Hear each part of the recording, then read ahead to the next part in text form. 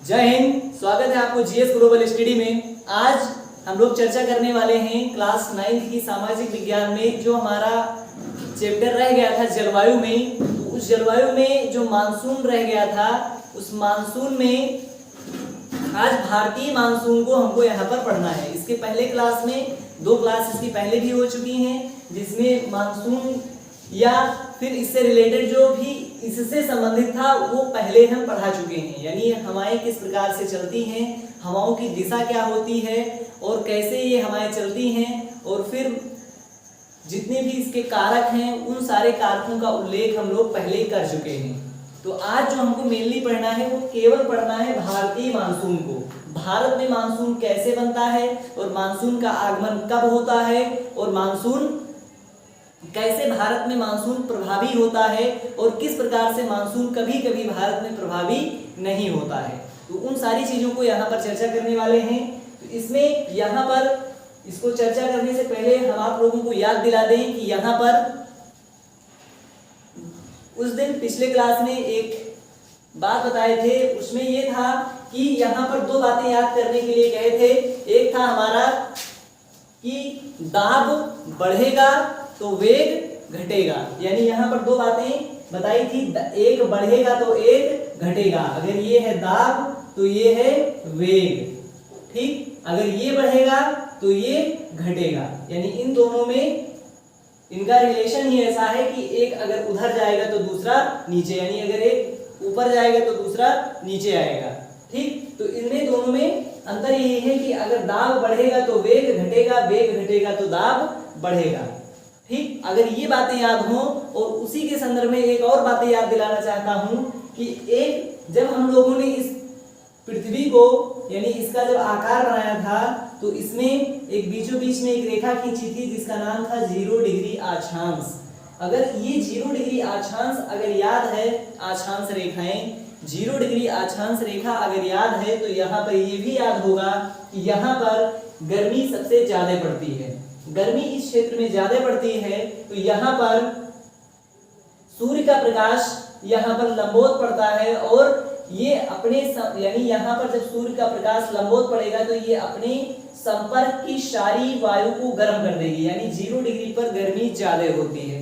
ये हम पहले बहुत ही विस्तृत तरीके से बता चुके हैं पिछले वीडियो में, तो इस पे ज्यादा चर्चा नहीं करेंगे। बस केवल याद दिलाना चाहते हैं कि यहाँ पर गर्मी बहुत ज्यादा होती है। जब यहाँ पर गर्मी होगी तो गर्म वायु कैसी होती है? हल्की।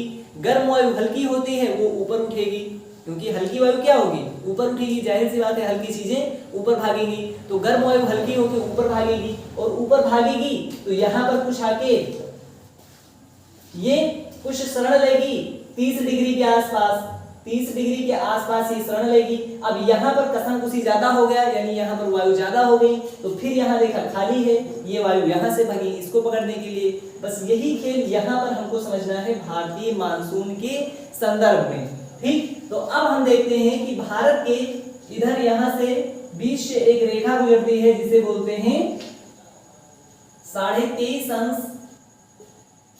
ये 23.5 अंश क्या है? 23.5 अंश, ये इसे कर्क रेखा कहते हैं। ये नॉर्थ है, ठीक। 23.5 अंश उत्तरी अक्षांश को कर्क रेखा कहते हैं, और 23.5 अंश दक्षिणी अक्षांश को मकर रेखा कहते हैं। और बीच से एक रेखा गुजरती है जिसे 0 डिग्री कहते हैं। ये 0 डिग्री, इस 0 डिग्री को बोलते हैं भूमध्य रेखा या विषुवत रेखा या 0 डिग्री अक्षांश। इसको 3 नामों से जानते हैं। पहले भी इसकी चर्चा हम कर चुके हैं, लेकिन भारत के मैप पे इसकी चर्चा नहीं किए थे। हमने यहाँ पर इसको बताया था कि 0 डिग्री के ऊपर यहाँ पर गर्मी ज्यादा होगी, तो ये अपने जब गर्मी होगी तो यहाँ से यहाँ पर से हवाएं भागेंगी ऊपर की ओर, और ऊपर की ओर भागने के बाद में यहाँ पर आके ये शरण लेगी और उसके बाद फिर नीचे बैठेंगी। इसी कारण से हमें हवाएं लगती हैं, ठीक। उसी प्रकार से अगर इसको इस पे मैप पे देखें तो यहाँ पर 0 डिग्री है। अच्छा, 0 डिग्री है तो यहाँ पर हम बताए थे कि 0 डिग्री से 5 डिग्री के बीच में 5 डिग्री उत्तर 5 डिग्री दक्षिण के बीच के क्षेत्र को बोलते हैं डोल्ड्रम की पेटी। अगर याद हो तो यहाँ पर 5 डिग्री उत्तर 5 डिग्री दक्षिण के मध्य के इस वाले क्षेत्र को बोलते हैं डोल्ड्रम की पेटी। यहाँ पर क्या होता है, गर्मी बहुत ज्यादा होगी, हवाएं यहाँ पर इस तरीके से ना बहकर हवाएं ऊपर और नीचे की ओर बहती हैं। यहाँ पर दिन में भयानक गर्मी होगी, शाम के टाइम लगभग 2 बजे यहाँ पर भयानक बारिश होगी, यानी भयानक गर्मी होगी, भयानक बारिश होगी। रोज प्रतिदिन यहाँ पर 2 बजे से 5 बजे के मध्य में भयानक बारिश होगी और उसके बाद दिन में भयानक गर्मी होगी। तो ये है डोल्ड्रम की पेटी, यहाँ पर इसको लिख देते हैं डोल्ड्रम की पेटी। अच्छा ये याद रखो डोल्ड्रम की पेटी है। उसके बाद में ये अगर इसको माने तो अभी ये जो कि अभी ये बहुत ज्यादा मैप पे तो ऐसे है नहीं कि अभी ये 0 डिग्री, लेकिन हाँ ऑस्ट्रेलिया और भारत के मध्य के बीच से एक रेखा गुजरती है जिसे 0 डिग्री बोलते हैं। अब ये 0 डिग्री पे गर्मी ज्यादा होगी। अब मानसून को यहाँ पर समझते हैं, यहाँ पर जब गर्मी ज्यादा होगी, ठीक, वो भी जब यहाँ पर गर्मी होगी, यानी जब इस क्षेत्र में गर्मी होगी तो इस क्षेत्र में ठंडी होगी। ये भी आपको पता होना चाहिए कि अगर उत्तरी गोलार्ध में ठंडी है तो दक्षिणी गोलार्ध में गर्मी होगा, जब दक्षिणी गोलार्ध में गर्मी है तो यहाँ पर ठंडी होगा। ठीक, इतना बात तो सभी को पता है कि यहाँ पर क्या होगा, अगर यहाँ पर गर्मी है तो यहाँ पर ठंडी होगा, यहाँ पर गर्मी होगा तो यहाँ पर ठंडी होगा, यहाँ पर ठंडी होगा तो यहाँ पर गर्मी होगा। ठीक, तो उसी प्रकार से इसको देखते हैं कि हमारे यहाँ मई जून में, हमारे यहाँ सबसे पहले भारत में जून में मानसून का आगमन सबसे पहले केरल में होता है, यानी केरल में सबसे पहले मानसून आता है, यहाँ पर सबसे पहले पहुंचता है मानसून। ठीक, तो मानसून यहाँ पर सबसे पहले पहुंचता है, तो उसका कारण ये है कि अगर 30.5 अंश दक्षिण में जाएं, जो कि यहाँ पर बोर्ड पे नहीं दिखा सकते हैं, वो नहीं दिखेगा, लेकिन अगर इसके नीचे जाएंगे तो यहाँ पर जब गर्मी होगा तो यहाँ पर यानी 23.5 नीचे वाले मकर रेखा पे क्या होगा, ठंडी होगा। तो जब यहाँ गर्मी होगा यहाँ ठंडी होगा, तो यहाँ पर गर्मी होगा तो यहाँ पर कौन सा क्षेत्र बनेगा, यहाँ पर लो प्रेशर बनेगा। लो प्रेशर का मतलब होता है कि यहाँ पर गर्मी ज्यादा होगा, यहाँ पर गर्मी होगा, यहाँ तो साल भर गर्मी होगा इस वाले क्षेत्र में, लेकिन यहाँ भी गर्मी होगा, और जब यहाँ गर्मी होगा तो ये पूरा का पूरा क्षेत्र बनेगा एक low pressure zone. Low pressure zone बनेगा तो यहाँ की गर्म वायु क्या होगी, उठेगी, और गर्म वायु उठ के भागेगी ऊपर की ओर, कुछ वायु भागेगी नीचे की ओर, यानी ये वायु भाग के जाएगी ऊपर की ओर, और ये बनेगा एक लो प्रेशर जोन। ठीक, और यही वाला दक्षिण ये बनेगा एक लो प्रेशर जोन। अब यहाँ वाली हवा देखा यहाँ पे, ठीक, यहाँ पर हवाओं ने देखा कि ये तो खाली है, यहाँ से हवाएं भगी ऊपर की ओर। यहाँ पर गर्मी इतना ज्यादा था कि ये जो समुद्र था, हिंद महासागर और जितने भी इसके आसपास के जो समुद्र थे, इधर बंगाल की खाड़ी, अरब सागर, तो यहाँ से जो मानसून बना, बादल बने, भाप के कारण गर्मी इतना ज्यादा था कि पानी भाप बन के उड़ गया, और उड़ने के बाद में बादल बन गए। अब बादल बने तो यहाँ पर देखा कि लो प्रेशर है, हवाओं ने कहा यहाँ तो खाली जगह मिल गया, भागो जल्दी। ये तेजी के साथ भागे इधर की ओर भागे। तो याद होगा कि यहाँ पर हम एक बल बताए थे कि यहाँ पर जब ये हवाएं चलती हैं तो इन हवाओं के चलने के पीछे एक बल काम करता है जिसे कोरियालिस बल कहते हैं। ये फेरल का नियम है। फेरल का नियम क्या कहता है, यहाँ पर कोरियालिस बल लगेगा, और ये जो नियम दिया था कि हवाएं किस प्रकार से चलती है, एक बहुत ही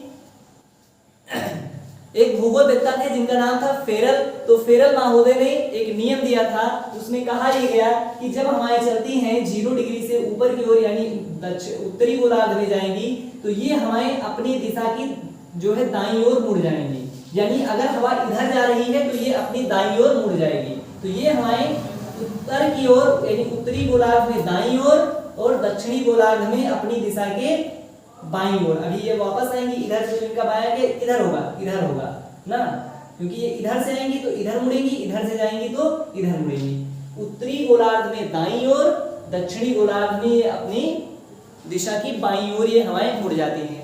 अच्छा यहाँ देखो, यहाँ से ये सारा मानसून बना, यहाँ से भयानक बादल बने, गर्मी बहुत ज्यादा थी, बादल बना, और बादल बनने के बाद में ये मानसून यहाँ से उड़ा।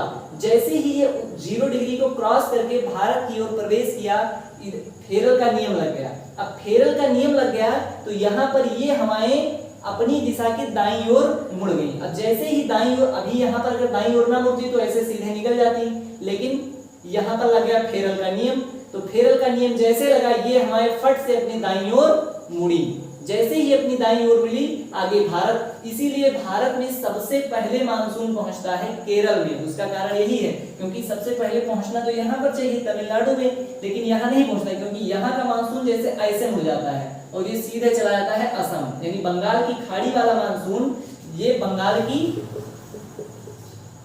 की खाड़ी, तो बंगाल की खाड़ी वाला मानसून पहुंच जाता है असम की ओर इधर, ठीक। लेकिन ये वाला मानसून जो अरब सागर का मानसून है, अरब सागर, ये अरब सागर का मानसून ये सबसे पहले केरल पहुंचता है। एक नंबर में क्वेश्चन आता है बोर्ड एग्जाम में कि भारत में सबसे पहले मानसून कहां पर पहुंचता है, तो भारत में सबसे पहले मानसून पहुंचता है केरल में, ठीक। तो भारत में सबसे पहले मानसून पहुंचता है केरल में, मोस्ट इंपॉर्टेंट है, एक नंबर में क्वेश्चन आया हुआ भी है और आने के चांसेस इसके ज्यादा है।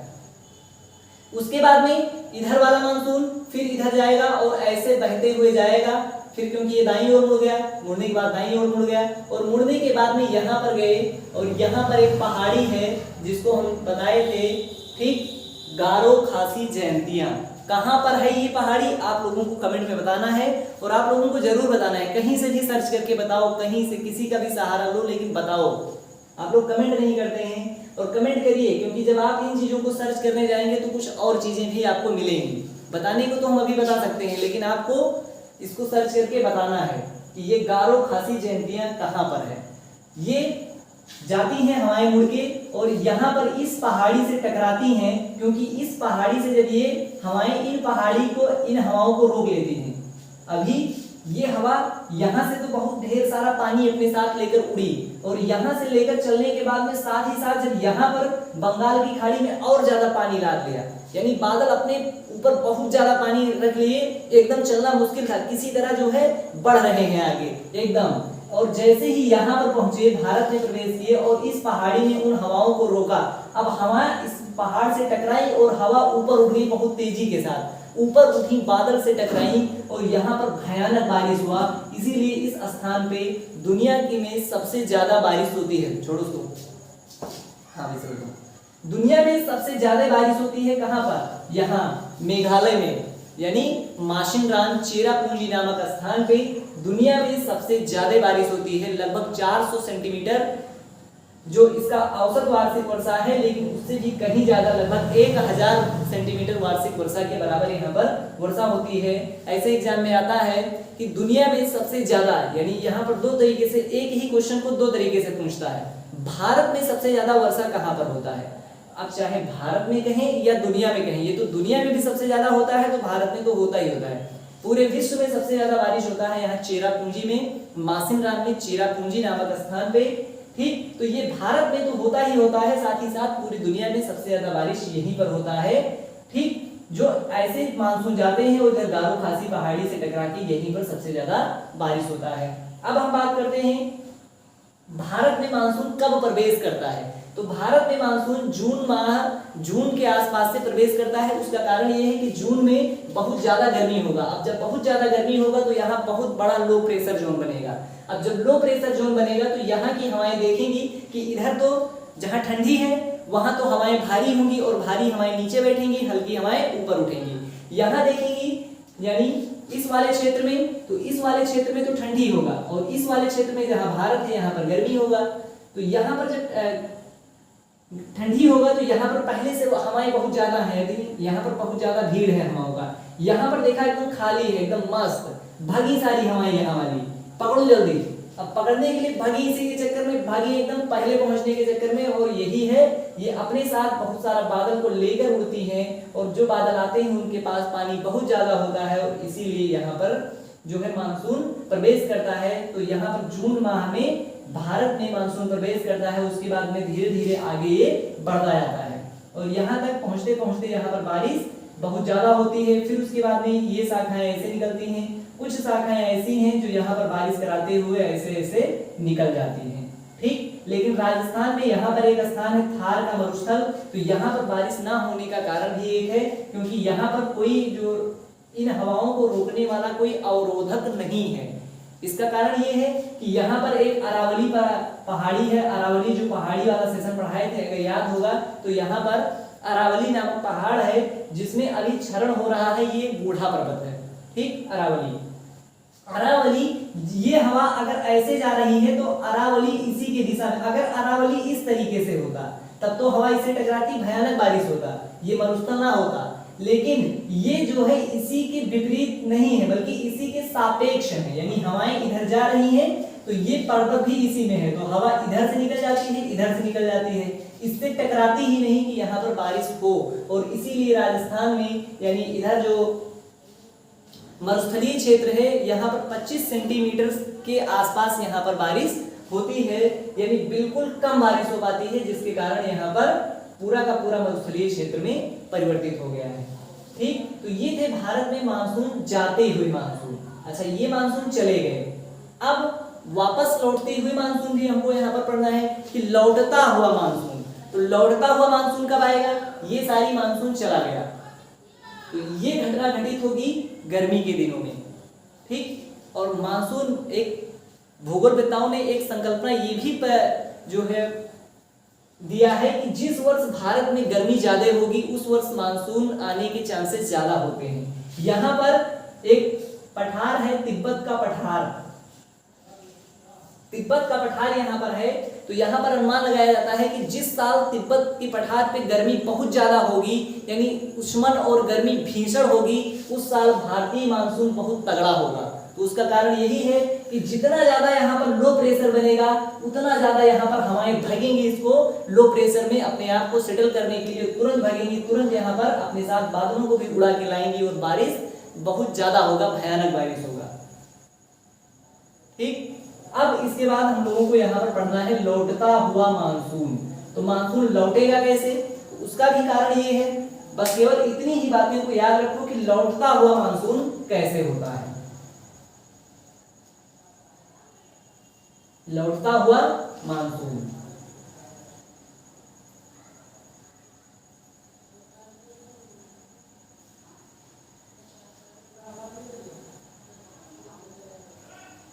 क्वेश्चन में ये भी आता है कि लौटता हुआ मानसून, अगर नहीं आता है तो भी यहाँ पर इंपॉर्टेंट है, आपको पढ़ना चाहिए, जानना भी चाहिए कि भारत में एक बार मानसून जाता है और एक बार लौटता हुआ मानसून नाम भी प्रचलित है। तो लौटता हुआ मानसून क्या है?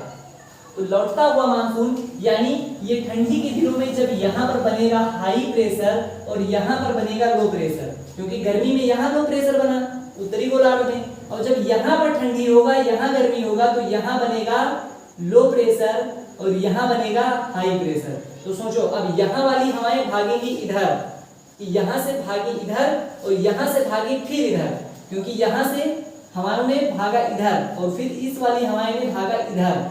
तो यहाँ पर जितने भी हवाएं थी और इधर छोटे छोटे सागर हैं और छोटे छोटे जो है झीलें हैं, झीलों से और तालाबों से, नदियों से जो यहाँ की हवाएं थी, ये भाप बन के पानी उठा, उड़ गया और बादल में इकट्ठा हो गया। तो जब भाप बन के यहाँ पर इकट्ठा हो गया यहाँ पर, और उसके बाद में यहाँ से जब हवाओं ने देखा कि यहाँ पर तो हाई प्रेशर है, ठीक, और लो प्रेशर नीचे बना है दक्षिणी गोलार्ध में यहाँ पर, तो हवाओं ने यहाँ से भागे फिर इसको कवर करने के लिए, और यहाँ से जब भागे तो फिर यहाँ से ये उत्तरी गोलार्ध में हवाएं किस दिशा में मुड़ेंगी?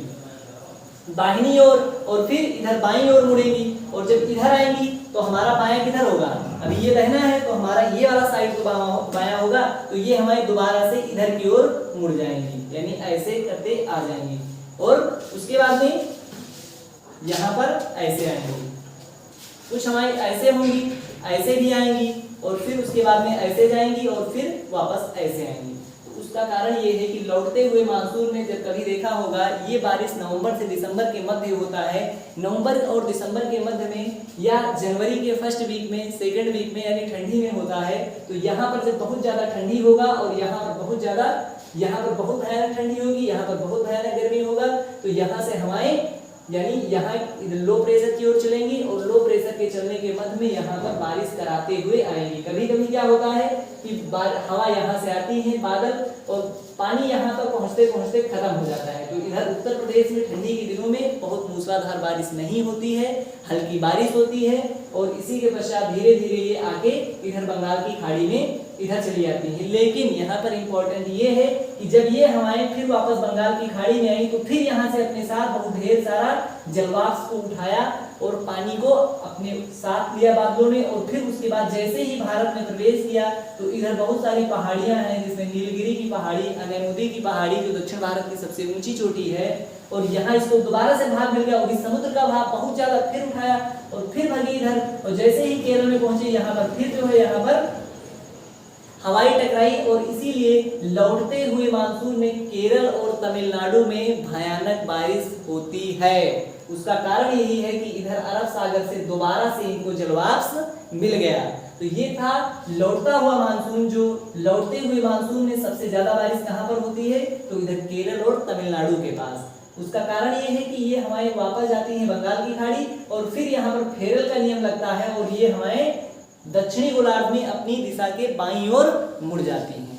ठीक, उत्तरी गोलार्ध में फेरल का नियम कहता है कि उत्तरी गोलार्ध में, इसको लिख लो, इंपॉर्टेंट है, उत्तरी गोलार्ध में दाईं ओर, दक्षिणी गोलार्ध में ये अपनी दिशा के बाईं ओर मिल जाती हैं। उत्तरी गोलार्ध में ये हवाएं उत्तरी गोलार्ध में दाईं ओर, दक्षिणी गोलार्ध में ये बाईं ओर मुड़ जाती हैं। वेरी इंपॉर्टेंट है। ठीक, तो ये था हमारा मानसून, जो भारतीय मानसून। अब भारतीय मानसून के संदर्भ में यहाँ पर हमारे सिलेबस में इतना ही है जो हमें पढ़ना है। बाकी और चीजें यहाँ पर हमको बहुत डिटेल में नहीं जाना है, क्योंकि बहुत ज्यादा एग्जाम में नहीं आएगा। भारतीय मानसून के संदर्भ में जितना पढ़ाएं इतना 100% है, इससे बाहर तो आएगा ही नहीं। ये अपने आप में मानसून एकदम कंप्लीट है, जो हमको 9th के सिलेबस में पढ़ना है।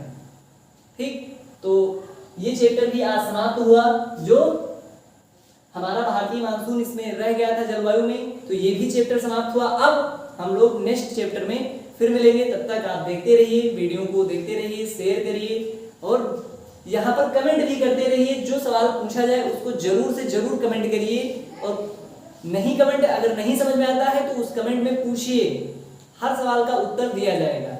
ठीक, तो मिलते हैं नेक्स्ट सेशन में। अब